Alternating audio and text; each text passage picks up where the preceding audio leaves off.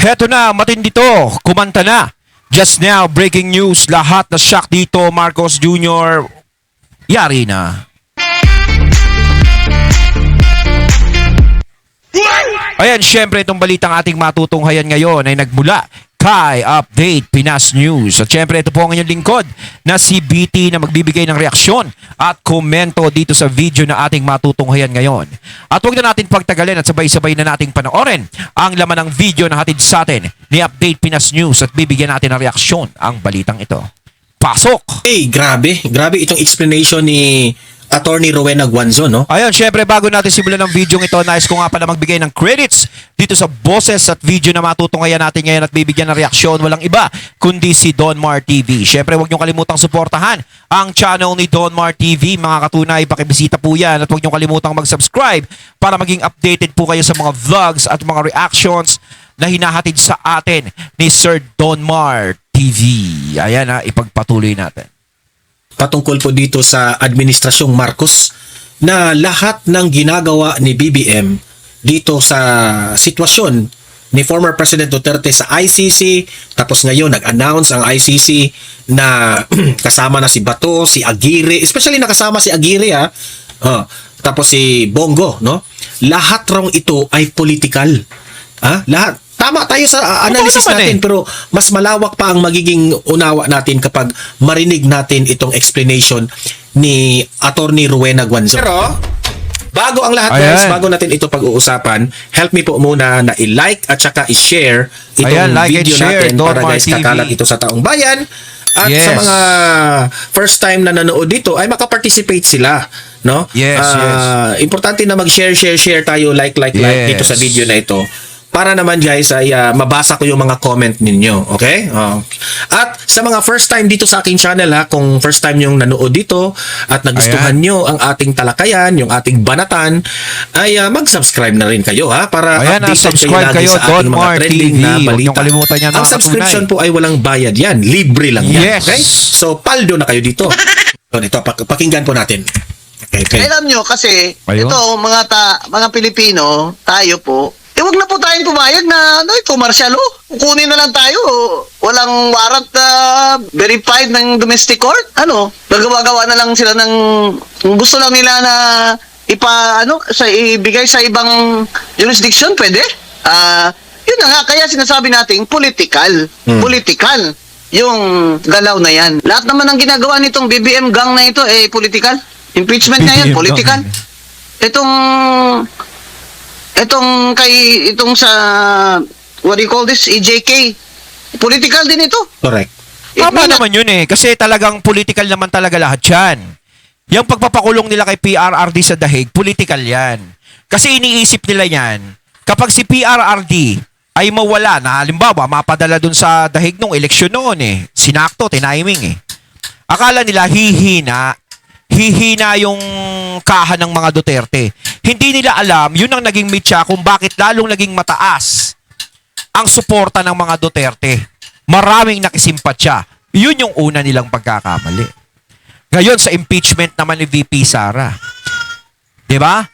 Ginagawa nila yung impeachment na yan na buong akala nila sa lahat ng ginagawang paninira kay VP Sara, lahat ng mga inaakusa kay VP Sara ay maniniwala ang tao. Doon pa sa pagpapadala kay PRRD sa Dahig, sa ICC, hindi na ba sila nagkaroon ng hint doon? Doon pa lang marami nang nagalit sa kanila. 'Di ba? Dapat nag-iisip sila bago sila gumawa ng hakbang tungo sa impeachment ni VP Sara. Pero ginawa pa rin nila. O ano ngayon na naging resulta? Hindi nagalit ang taong bayan kay VP Sara. Bagkos na dapat magalit sa kanya, doon pa sa mga nagrereklamo nagalit. 'Di ba? Kasi ang mga Duterte kasi, sinasabi ko nga, ang mga Duterte ay may pruwebang ipinakita. Meron ng pundasyong na itatag ang mga Duterte. 'Di ba? May supporter na ng malaki ang mga Duterte at hindi maliit. At kilala ang mga Duterte na talagang may pinatunayan talaga. No? Kaya kahit na anong gawin nila na paninira sa mga Duterte ay hindi tumatalab. Silang mga nakapwesto nagagalit sa mga Duterte. Pero ang importante, ang importante dito ay ang taong bayan. yung suporta ng taong bayan hindi pa rin natatanggal sa mga Duterte. Kasi yun ang gustong-gusto talaga nilang tanggalin eh. Kaya talaga sinisira nila ang pangalan ng Duterte. 'Di ba? Gusto nilang tanggalin si VP Sara. Kapag na-impeach, sa tingin ba nila yun ang magiging kasagutan pag na-impeach si VP Sara? Na matanggal si VP Sara? Hindi siya makatakbo? Hindi yun ang magiging kasagutan. Dahil maaaring merong pumalit kay VP Sara na tatakbo sa 2028. 'Di ba? Kahit na tanggalin nila yan, i-impeach nila yan, wala ring mangyayari. Kasi sa totoo lang, hindi nila kaya si VP Sara, kaya nila ginaganyan. Hindi nila inaamin, pero ipinapakita nila sa mga galaw nila na hindi nila kaya. So parang inaamin na rin nila. It have started as political on the part of BBM gang, pero yung paghuli sa kanya, baga, pag-capture, they just really bodily, whisked him to The Hague. That's political. Oh, kasi may choice doon si BBM na hindi niya ibigay. Oh, di ba? Tama si Atty. Oo, tama yun. Kasi sa totoo lang, no, kung ikaw presidente ka, kung sakasakali na, wari, inutos ng ICC na kunin siya, si PRRD, pwede mong kontrahin eh. Kasi unang-una, walang jurisdiction ang ICC dito sa Pilipinas. Kumbaga kay PRRD, wala nang pakialam yung ICC. Hindi na siya pwedeng pakialaman kasi nandito siya sa Pilipinas. Wala na silang jurisdiction dito. O, di ba? Kaya nga yung ICC, di ba, may chismis na lumabas doon na hindi yung ICC ang nagpakuha kay PRRD, kundi si PRRD ang kusang dinala sa ICC.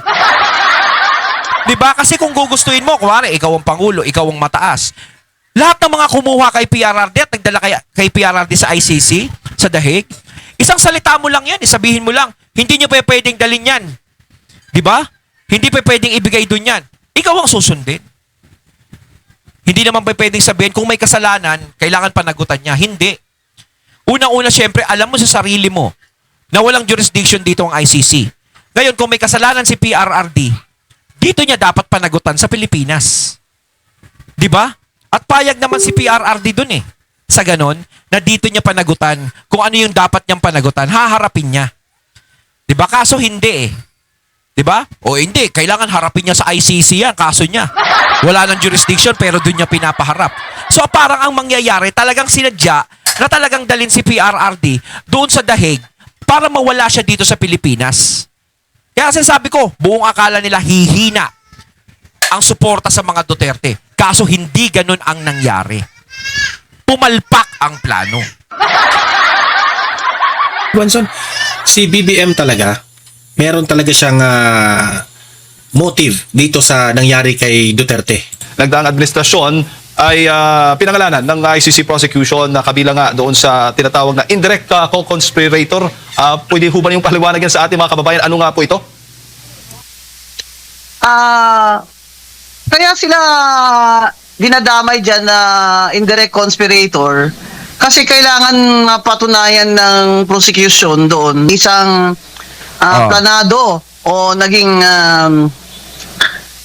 policy. Hindi lamang siya parang random ba? Yung crime, na sinasabi nilang crime, yun ay isang policy nung administrasyon daw ni former mayor. Mayor ba yata noon si PRRD. former President Duterte. Kaya ako naman, nagtatanong ako, bakit kasama dyan sina Attorney Vit Aguirre? Hindi pa naman siya, nung mayor hindi naman siya ang Secretary of Justice doon, di ba? Mayor pa lang doon si Duterte. So, ang sabi niya sa akin kanina, dahil daw nag-abogado siya kay Duterte nung mayor, si former president.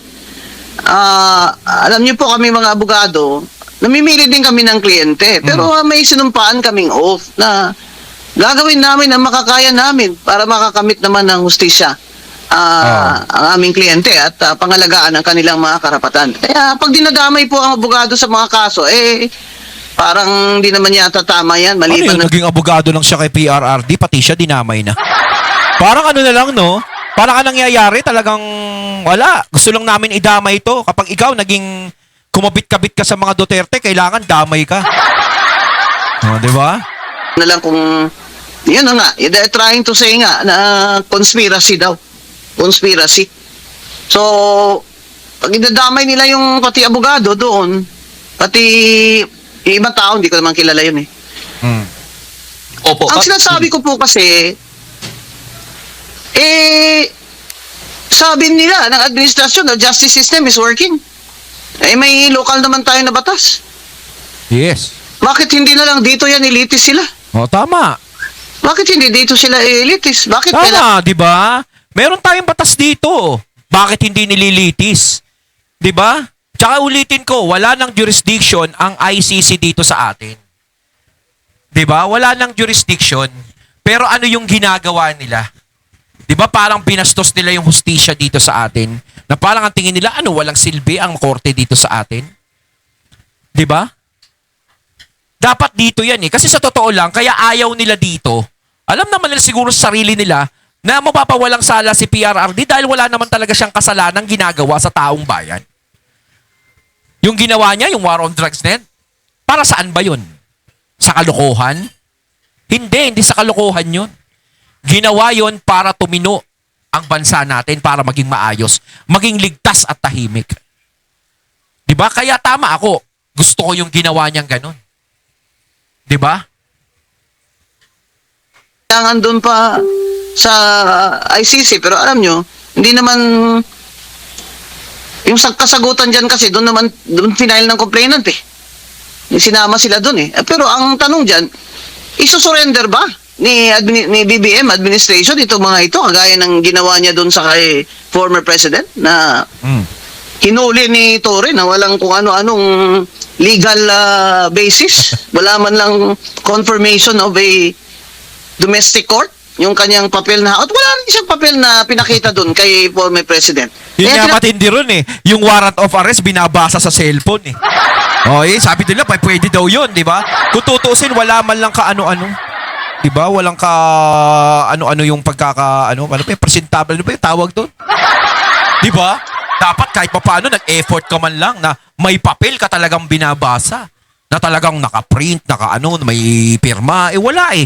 Halata talagang minadali. Di ba? Minadali lang. Kailangan dali na yan si Duterte. Kahit na ito, i-chat ko na lang sa'yo yung sasabihin mo dyan. Di ba? Kasi madali lang yung ganun eh. Tinatanungan ni Digong doon eh. On what basis? On whose authority?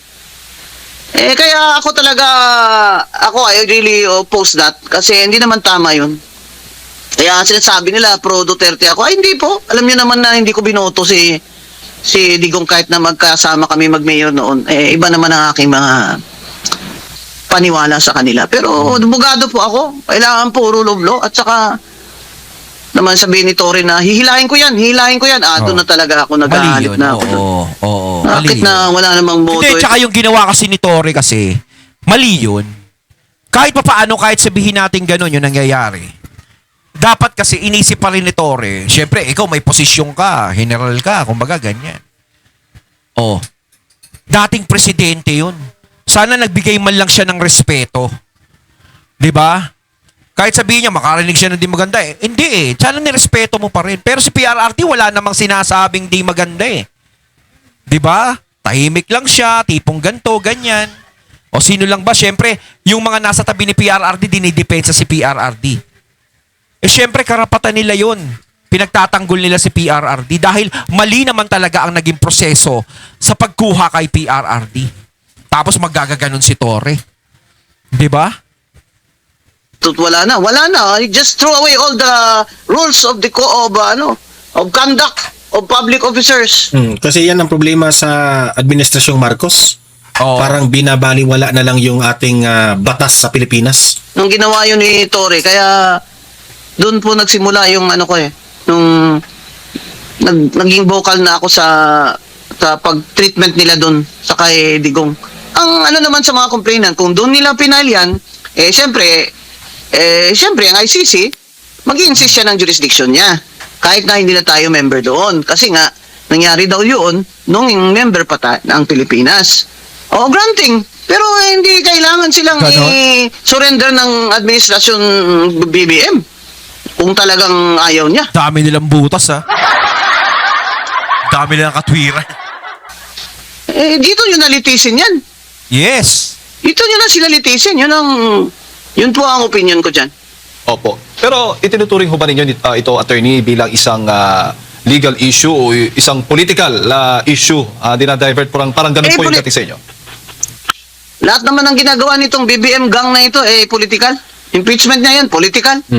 Itong sa, what do you call this, EJK, political din ito.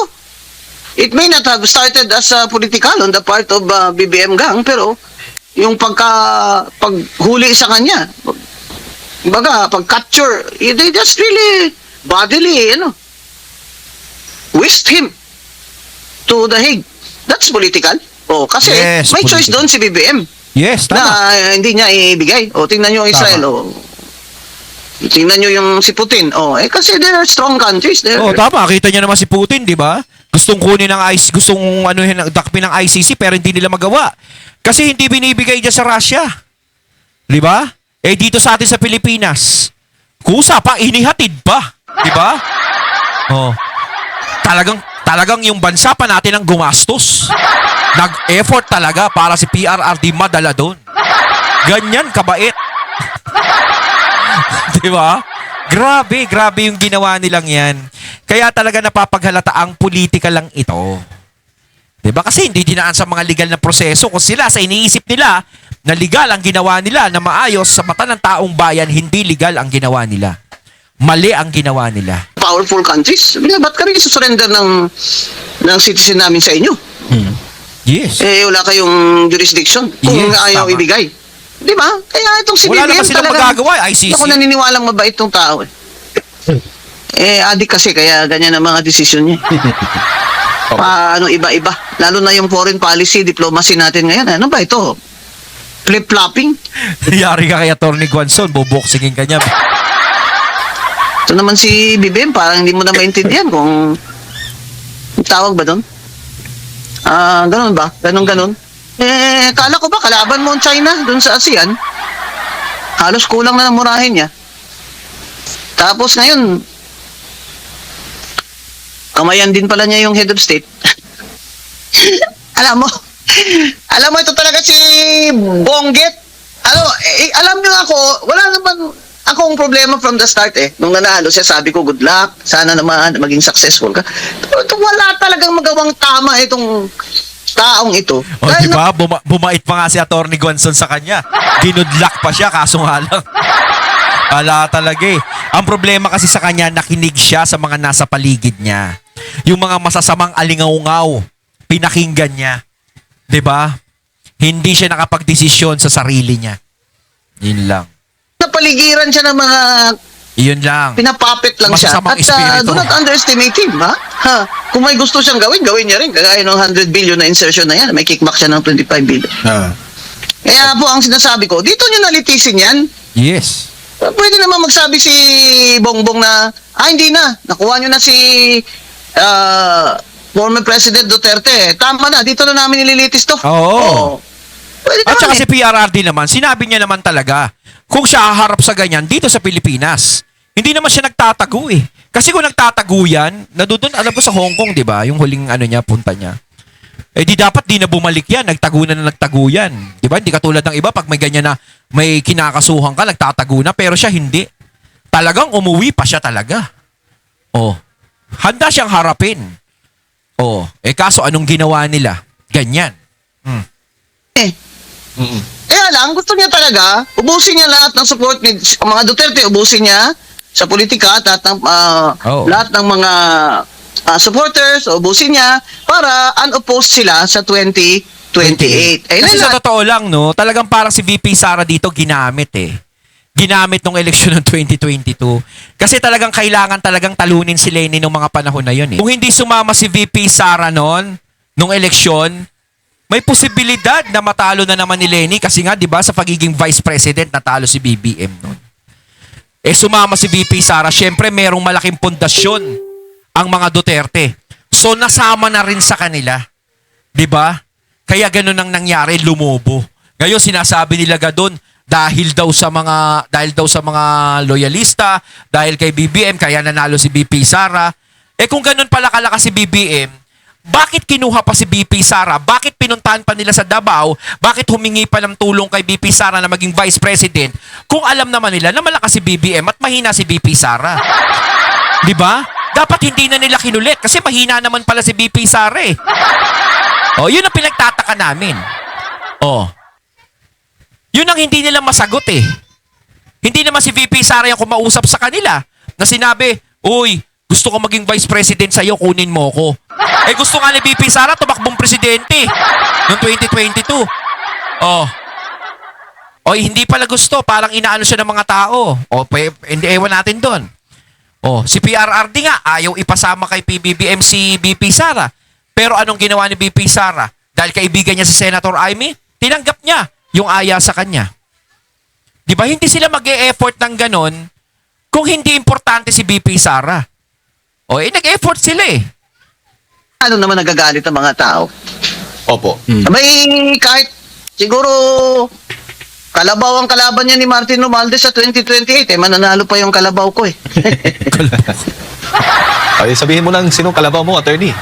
Para ngayon pala, alam na ng mga kababayan. Sino ba ang kalabaw?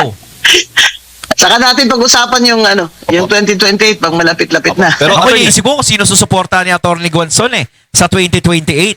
Kung tumakbo si Lenny kaya, susuportahan kay Atty. Guanzon? Susuportahan niya kaya? O si VP Sara ang susuportahan ni Atty. Guanzon? Nako ha?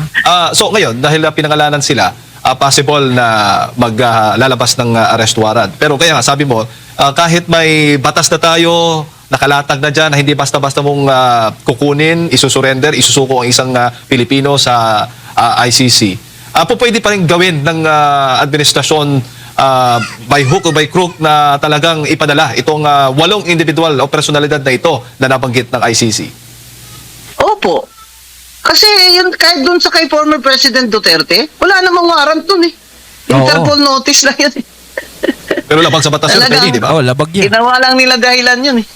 Kaya, kung ako dyan, total, si Aguirre, abogado naman, pumunta siya ng Supreme Court.